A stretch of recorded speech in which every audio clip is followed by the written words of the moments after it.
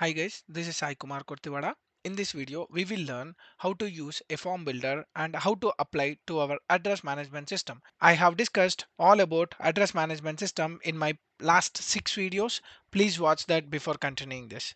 Let's understand what is a form builder. So let me quickly jump into Visual Studio Code.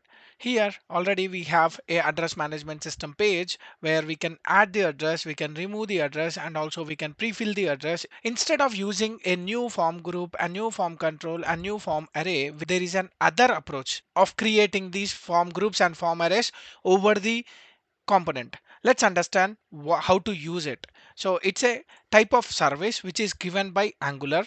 So now whenever you want to create a service instance, then you will be using a reference for that. So private, I can use a private because I can restrict to that particular class.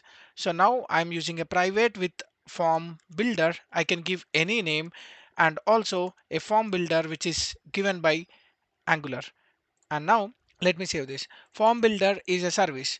As a service indicates, it is providing some utilities to use instead of using directly. So what are the utilities which are provided by this form builder? Let's see.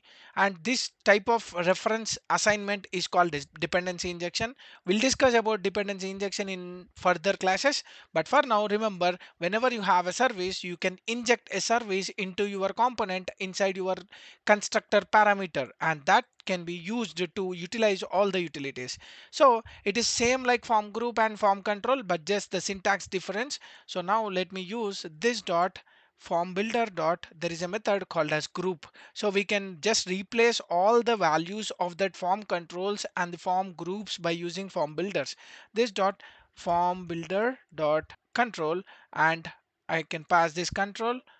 Now let me use one more form builder, this dot form builder dot control, and also this is an array. Now I can use this dot form builder dot array. So now you may be having a question inside the form builder. If I use directly a new form control, will it affect anything? No, absolutely no. So our form builder is an advantageous service where we can use instead of using a new keyword for every group as well as a control. So here the advantage of using a service is all this group will be engaged and will be holded inside your particular form builder instance. Instead of creating a group instance, control instance, what it will do, it will create one instance and it will add all our form groups inside that instance. Here instead of using form group, I can use this dot form builder dot group, and also you can pass here this dot form builder dot control. Let me copy this and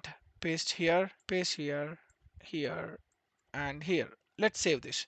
Now it should work as it is. So let me go back to the browser, and here let me reload. Now if you see, it is not showing any errors in our console, and also we are able to see all the addresses. Why? Because it has two addresses by default in this object, so it is showing all the two addresses with the pre-filled values.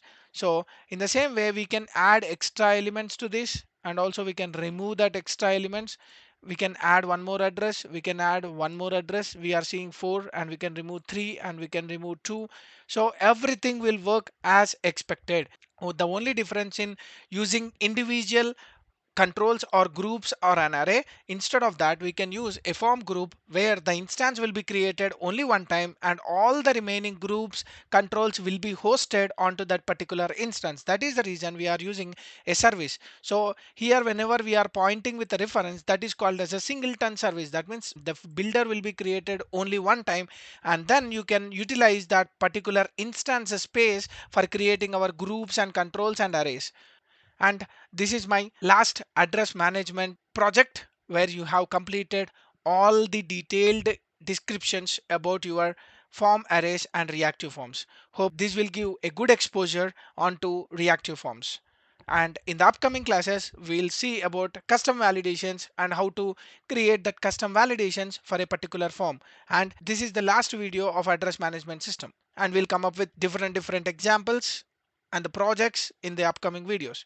Hope you like my explanation. If you like my video, like, share, subscribe to my channel for more updates. Signing off. Thank you.